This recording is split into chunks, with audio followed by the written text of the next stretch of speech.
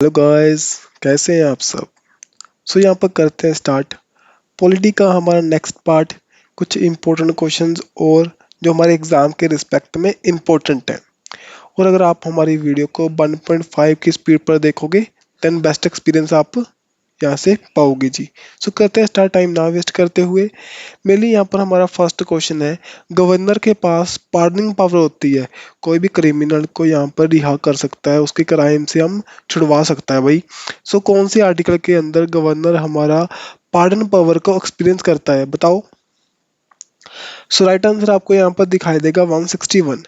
अगर हमारे जो गवर्नर की बजाय यहाँ पर प्रेसिडेंट होते, प्रेसिडेंट ऑफ इंडिया राष्ट्रपति होते, देन हमारा आर्टिकल होता जी pardoning power of a president in under the article 72। Important है ये बातें। और कुछ जो आर्टिकल है जैसे कि 156 लिखा हुआ है यहाँ पर, term of the office of the governor. Governor का टर्म कितना होगा जी, ये कुछ भी वेरीफाई नहीं है, फिक्स नहीं है। Only the pleasure of president यहाँ पर ये अपने ऑफिस को एक्सपीरियंस करते हैं, उसकी जॉब को अपनी। देन जो 165 आर्टिकल है जो वो बताता है जी एडवोकेट जनरल ऑफ स्टेट के बारे में। और साथ ही में 163 आर्टिकल जो बताता है council of minister to aid and advise the governor. जो हमारे काउंसिल ऑफ मिनिस्टर्स हैं लेजिस्लेटिव असेंबली के अंदर, वो एडवाइस कर सकते हैं हमारे गवर्नर को। ठीक है, समझे बात। आगे चलते हैं।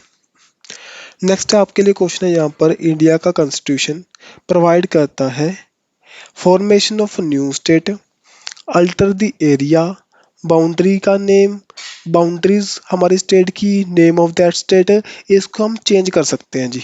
न्यू स्टेट बना सकते हैं, उसका एरिया अल्टर कर सकते हैं, छोटा बड़ा कर सकते हैं, बाउंड्री आगे पीछे कर सकते हैं, न्यू नेम रख सकते हैं।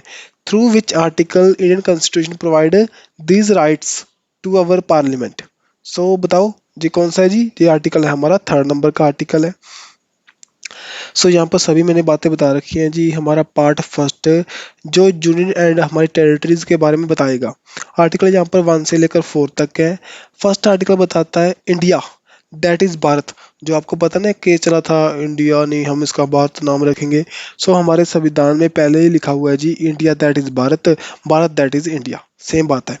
शैल be the union of states. Union of states का एक संघ है, इसको तोड़ा नहीं जा सकता। Mainly state and territories are in the first schedule के अंदर हम इनको स्टडी करते हैं। 28 हमारी स्टेट्स हैं और 8 ड्यूटीज हैं। और क्वायर टेरिटरी वो अभी हमारे पास कुछ नहीं है। प्लीज हमारी जो ड्यूटीज हैं, कितनी ड्यूटीज हैं प्लीज कमेंट बॉक्स में डालना। हमारे पास 8 ड्यूटीज हैं, कौन कौन सी उनका नेम कमेंट बॉक्स में डालना जी। आर्टिकल 2 आपको बताएगा जो हमारा पार्लियामेंट है उसके कहने पर हम कोई भी न्यू टेरिटरी को एक्वायर कर सकते हैं। ठीक है, न्यू स्टेट को बना सकते हैं। जैसे हाल ही में जम्मू एंड कश्मीर पहले क्या हुआ था स्टेट, अब क्या है इसको ड्यूटी बना दिया हमने। ये सभी हमारे आर्टिकल 2nd के अंदर आपको दिखाई देंगे। आपको पता है एक पहले 1974 से पहले सिक्किम इंडिया का पार्ट नहीं था। सिक्किम एक अलग कंट्री थी, बाद में जैसे 1974 में इंडिया में ऐड हुआ। 75th अमेंडमेंट हुई थी आर्टिकल 2A के अंदर, और सिक्किम को एक एसोसिएट स्टेट बनाया गया। नेक्स्ट ईयर देन 1975 के अंदर 36 अमेंडमेंट के अंदर सिक्किम को एक राज्य का हमारा क्या दिया गया, पदवी दी गई। 22nd नंबर का राज्य इसको बनाया गया। सिक्किम के लोग भाई देखो, जो सिक्किम के लोग इसके पहले यहाँ पर रहते हैं उनको वहाँ पर इनकम टैक्स देने की जरूरत नहीं पड़ती। हम जैसे इंडिया के अंदर टैक्स प्रोवाइड करते हैं वो नहीं भरते यहाँ पर। और वहाँ की टेरिटरी जो भी एरिया है वहाँ पर other part of the India के पर्सन उसको खरीद नहीं सकते। जो कुछ राइट्स दिए हुए हैं सिक्किम के लोगों को इंडिया की तरफ से। अब ये आपको दिखाई दे रहा है हमारा मैप, ये रहा यहाँ पर सिक्किम जी। जे एरिया आपको यहाँ पर सिक्किम का दिखाई देगा, जे वाला। ठीक है जी, छोटा सा एरिया। अब नेक्स्ट चलते हैं जी। आर्टिकल 3 बताएगा फॉर्म न्यू स्टेट बना सकते हैं, इंक्रीज कर सकते हैं एरिया, डिमिनिश कर सकते हैं एरिया, अल्टर कर सकते हैं बाउंड्री, अल्टर कर सकते हैं नेम को। ये सभी बातें मैंने आपको क्वेश्चन के अंदर बता दी। नेक्स्ट जो आर्टिकल 4 है, ये बताता है जी आर्टिकल 2 और 3 के अंदर कोई भी चेंजेस करने हो देन हमें कोई भी अमेंडमेंट की जरूरत नहीं पड़ेगी, जो कि हम आर्टिकल 368 के अंदर करते हैं। हमारी पार्लियामेंट के पास राइट है, हमारे संविधान के अंदर, हमारे कॉन्स्टिट्यूशन के अंदर अमेंडमेंट कर सकती है थ्रू दी आर्टिकल 368। उसको करने की जो यहाँ पर जरूरत नहीं पड़ेगी। ठीक है जी, आगे चलते हैं। मनी बिल बताओ जी कौन से आर्टिकल के अंडर हम पेश किया जाता है पार्लियामेंट के अंदर। सो आर्टिकल है यहाँ पर 110 जो हमारा आर्टिकल है, ठीक है, इंपॉर्टेंट है। सो जो यहाँ पर स्पीकर ऑफ द लोकसभा वो बताएंगे जो कौन सा बिल है हमारा मनी बिल है, कौन सा ऑर्डिनरी बिल है। ठीक है। सो लोकसभा के अंदर अगर पास हो जाए तो राज्यसभा के पास ओनली 14 डे होते हैं इसको यहाँ पर पास करने की। नेक्स्ट, गवर्नर यहाँ पर ऑर्डिनेंस को किसके अंडर प्रोपोगेट करते हैं, कौन से आर्टिकल के अंदर। जब प्रीवियस वीडियो में ऐसे क्वेश्चन कुछ आए थे ना, सो रिवीजन के पर्सपेक्टिव से भी आपके लिए इंपॉर्टेंट है। सो यहाँ पर आर्टिकल आपको दिखाई देगा जी 213 के अंदर जो हमारा गवर्नर है वो ऑर्डिनेंस को यहाँ पर पेश कर सकता है। आर्टिकल 200 बताता है जी एसेट्स टू बिल, असेंट जो भी बिल हमारा है जो उसको अलाउ कर दे कोई भी। देन 217 जो आर्टिकल है हमारा बताता है consulted by the president. So president के साथ में कंसल्ट कर सकते हैं। ओके, सो असेंट कर सकते हैं बिल को। 200 आर्टिकल के अंदर जो गवर्नर के पास पावर है ना उसको असेंट करने की, मीन्स के अलाउ करने की, अप्रूव करने की पावर है जो हमारे बिल को, वो आर्टिकल 200 के अंदर है। 217 आर्टिकल बताता है भी जो हमारा गवर्नर है कंसल्ट कर सकता है विद द प्रेसिडेंट। एंड 213 बताता है गवर्नर के पास ऑर्डिनेंस की पावर है, मीन्स कि जब हमारा हाउस वर्किंग में नहीं है देन एक बिल पास करवा सकते हैं through the governor. Then 123 article ordinance power of the president के बारे में बताएगा। ओके, सो यहाँ पर कुछ बातें देखिए लिखिए, देखिए देखो रीड करो। Only with the advice of cabinet minister हमारे जो प्रेसिडेंट है ऑर्डिनेंस को पास कर सकते हैं through the article 1 to 3 temporary until unless जो पार्लियामेंट के अंदर विद इन द 6 वीक के अंदर हमें पास करवाना पड़ेगा। देखो पहले हमारा जो हाउस है वर्किंग में नहीं है, देन ऑर्डिनेंस के जरिए हमने बिल को पास करवा दिया, जैसे कि 3 फार्मर्स बिल पास हुए थे। बाद में जब हमारा हाउस वर्किंग में आएगा, सो वर्किंग में हमारा हाउस आएगा, उसके बाद में 6 वीक के अंदर हमें उस बिल को पास करवाना पड़ेगा। सो मैक्सिममली किसी बिल को पास करवाने का टाइम कितना हो सकता है जी, देखो। सो मैक्सिममली किसी ऑर्डिनेंस को बिल में कन्वर्ट करने का टाइम पीरियड कितना हो सकता है जी, 6 मंथ प्लस 6 वीक। मीन्स हमारे 2 जो सेशंस होते हैं, मॉनसून सेशन हो गया, बजट सेशन हो गया, कोई भी 2 सेशंस हैं, विंटर सेशन हुआ, इन दोनों सेशनों के अंदर मैक्सिममली 6 मंथ का गैप हो सकता है जी, उससे ज़्यादा गैप नहीं हो सकता। सो मैक्सिमम 6 मंथ का गैप होगा, सो साथ ही में प्लस कर देंगे 6 वीक।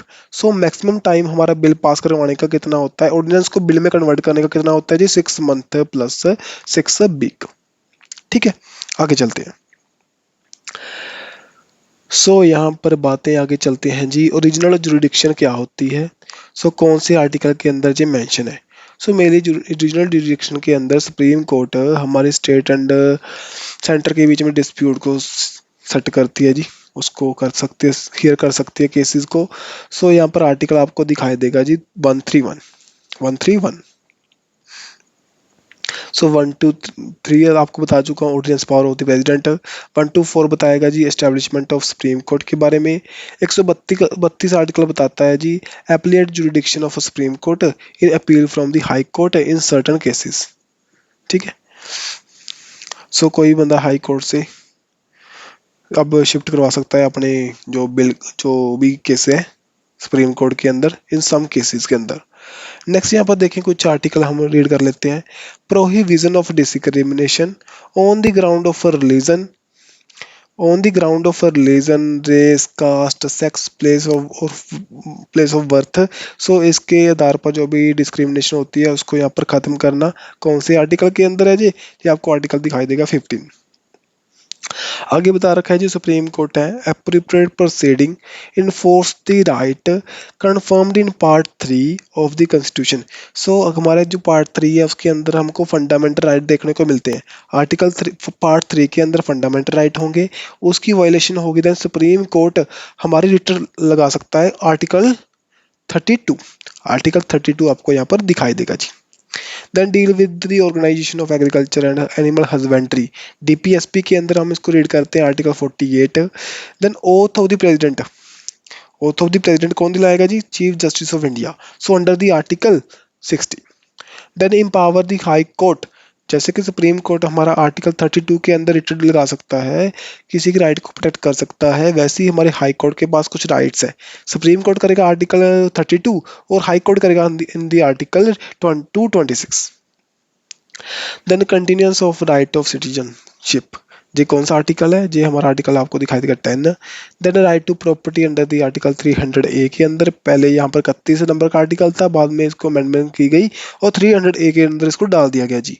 देन 1959 के अंदर सेंट्रल गवर्नमेंट ने अंडरटुक किया था governance in the Kerala under the, so mainly यहाँ पर स्टेट इमरजेंसी लगी थी जी, article 356। Then under which article right of the citizenship of certain person who has migrated to India from the Pakistan defines। सो कुछ जो हमारी आज़ादी के बाद में 1947 के बाद में कुछ पर्सन पाकिस्तान से इंडिया आए थे, सो हमने उनको डायरेक्टली सिटीजनशिप प्रोवाइड की थी under which article. So article यहाँ पर आपको दिखाई देगा जी 6 नंबर का। ठीक है, आगे चलते हैं। अब ये कुछ यहाँ पर रीड कर सकते हो, आर्टिकल जो आर्टिकल 5 बताएगा citizenship at the commencement of the constitution. So संविधान के अकॉर्डिंग हमारी सिटीजनशिप प्रोवाइड करेंगे। आर्टिकल 10 बताता है the continuous right of citizenship के बारे में, और आर्टिकल जो 11 बताएगा parliament to regulate the right of citizenship by law. Parliament हमारा क्या कर सकती है, इसको रेगुलेट कर सकती है। जैसे भी कुछ आर्टिकल्स हैं इनको रिवाइज कर लेना। नेक्स्ट यहाँ पर देखें जी, पार्ट 2 है हमारा सिटीजनशिप के बारे में बात करता है, इंडिया के अंदर कौन से बंदे रहेंगे, और जूनियर लिस्ट का सब्जेक्ट है जी, जूनियर लिस्ट का है।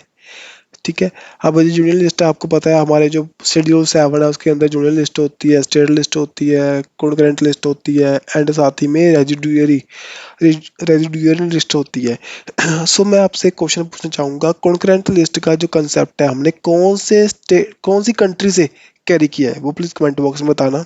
अब चलते हैं यहाँ पर, देखो पार्ट 2 के अंदर हमारे आर्टिकल 5 से 11 तक हैं जी। आर्टिकल 5 से 9 इन फोर्स हुए थे 26 जनवरी 1950 को।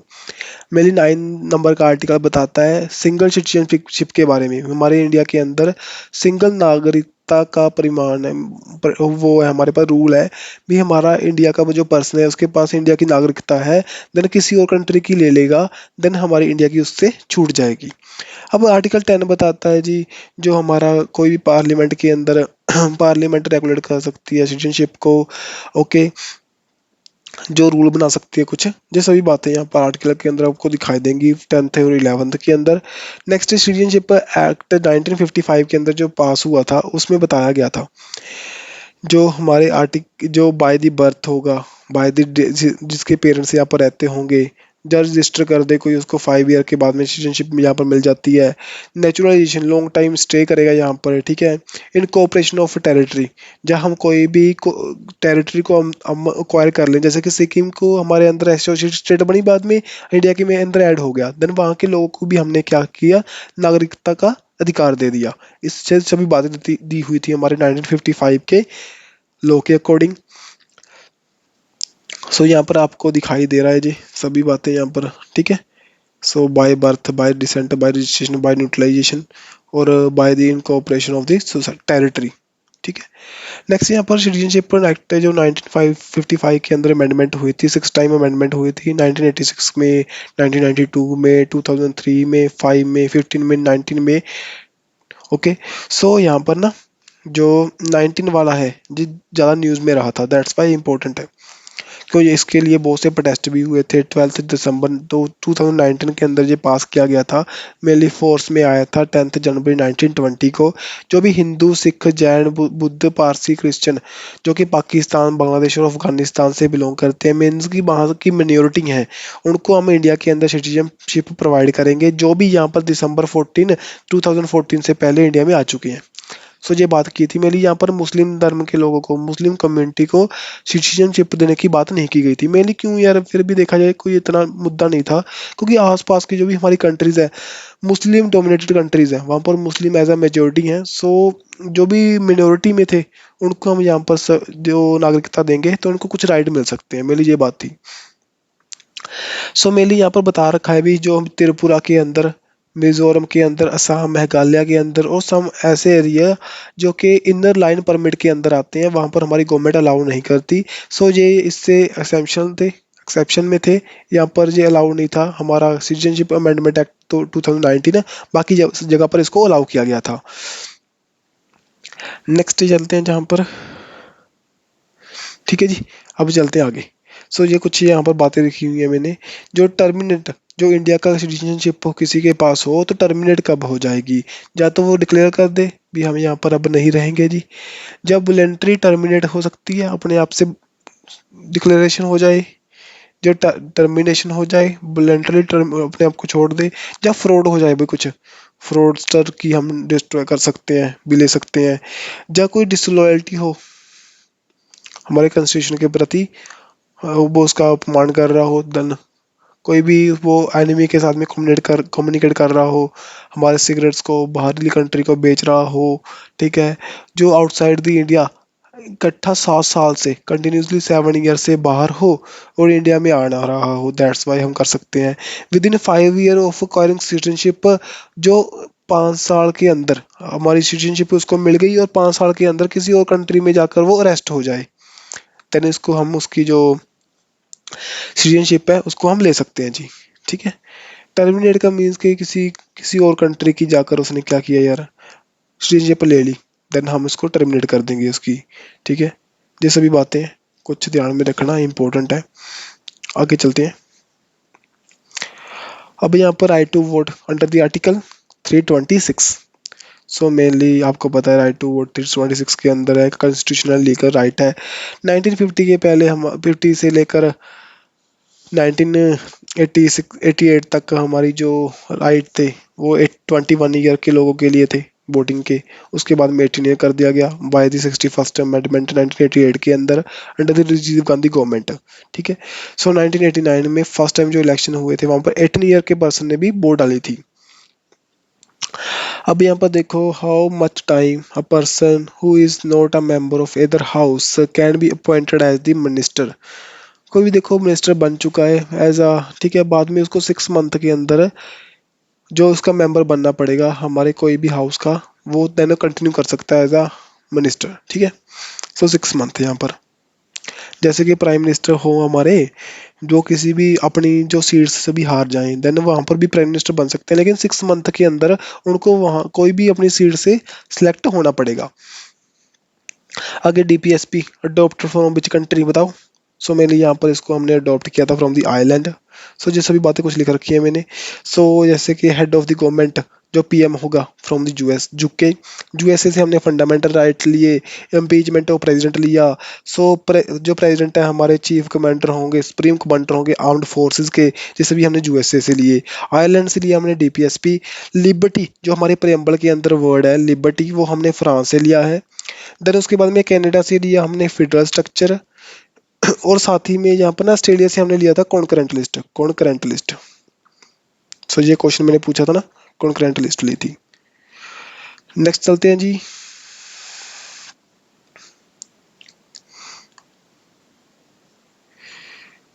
नेक्स्ट यहाँ पर देखें, supreme court of India declare the right to privacy as a fundamental right in which of the following case. So सीधा जा रखना, जो राइट टू प्राइवेसी कौन सा केस था वो, justice K S Puttaswamy. So direct इसका नेम ध्यान में रखना जी, इंपॉर्टेंट है। So supreme court right to divorce, so इसके बारे में बताता है। So on the ground of in irrevocable breakdown of the marriage, हाल ही में ना सुप्रीम कोर्ट ने ग्रांट किया था राइट टू डिवोर्स। सो उसने विदाउट जो पार्लियामेंट के अंदर बिल पास करवाए बिना जो हमारा सुप्रीम कोर्ट है डायरेक्टली अपना जो रूल पास कर दे तो उसे कहते हैं आर्टिकल 142 के अंदर ये करता है जी। जैसे कि पहले किया था जो हमारा सेक्स वर्क को एज अ प्रोफेशन इसने डिक्लेयर किया था अंडर द आर्टिकल 142। नेक्स्ट यहाँ पर which article of the constitution of India safeguard the one's right to marry. आप किसी से भी शादी कर सकते हो जी। कौन सा आर्टिकल है जी बता चुका हूँ, पहले आ चुके हैं भाई, रिवाइज कर रहे हैं जी। ये आर्टिकल था हमारा 21। पहले मीन्स कि हमने जो भी अब तक वीडियो की है वहां पर ये कर चुके हैं पहले, ठीक है। नेक्स्ट यहाँ पर देखें, according to which of the following schedule of Indian constitution provide for allocation of seats of the state and duties in the Rajya Sabha. Rajya Sabha के अंदर स्टेट एंड ड्यूटीज को सीट्स प्रोवाइड करने का जो हमारा शेड्यूल है कौन सा है, वो शेड्यूल आपको दिखाई देगा 4th नंबर का। सो ये लास्ट में ना मैंने कुछ और डाल दिया भाई, ये एक गलती से डल गया यहाँ पर, मेरे लिए ध्यान में रखना। जो सीबीआई है वो हमारे 7 शेड्यूल के अंदर है, जूनियर लिस्ट का पार्ट है। सीबीआई जो हमारा क्राइम ब्यूरो ऑफ इन्वेस्टिगेशन है, ठीक है। सो ये जूनियर लिस्ट का पार्ट है, सो दैट्स वाई इम्पोर्टेंट है। नेक्स्ट यहाँ पर चलते हैं जी, जहाँ पर 6th शेड्यूल के बारे में बता रखा है। 6th शेड्यूल मेनली क्या है, जो हमारे शेड्यूल ट्राइब्स हैं उनकी प्रोटेक्शन के लिए एक रूल लगाया गया था। जहाँ पर इस शेड्यूल के अंदर हमने बताया था जो असम, मेघालय, त्रिपुरा, मिजोरम है, इसमें कुछ राइट्स प्रोवाइड किए गए थे शेड्यूल ट्राइब्स को, ठीक है। सो अभी ना डिमांड कर रहा था मेरे लिए लद्दाख, इसका भी कुछ रीजन में होना चाहिए, वो आपको पता प्रोटेस्ट चली थी बहुत सी, सो दैट्स वाई जी न्यूज़ में था। सो जी मेनली आज की वीडियो मैं यहाँ पर कंप्लीट करता हूँ। थोड़ी सी वीडियो लेंथी हो चुकी है, मुझे पता है 20 मिनट की मैं बना चुका हूँ, फिर भी 1.5 की स्पीड पर देखना तो आपके लिए अच्छा एक्सपीरियंस रहेगा। आपको अगर कुछ सीखने को मिला हो, कुछ अच्छा पता चला हो, तो प्लीज़ वीडियो को लाइक करना और शेयर करना। सो चैनल को कर लेना सब्सक्राइब। सो मिलेंगे नेक्स्ट वीडियो के साथ में। Bye bye.